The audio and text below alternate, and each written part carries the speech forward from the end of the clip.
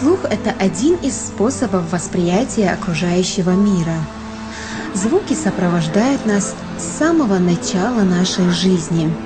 Они бывают приятными и наоборот. Приятно слышать потрескивание дров в камине, журчание текущей воды и пение птиц. Но в современном мире слишком много неприятного шума.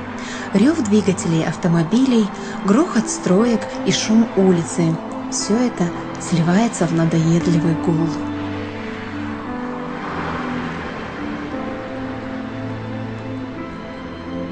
А нам порой так не хватает тишины.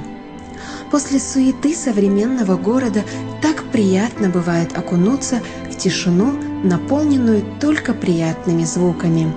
Ведь она дарит нам спокойствие, столь необходимое, чтобы отдохнуть, собраться с мыслями, принять важное решение.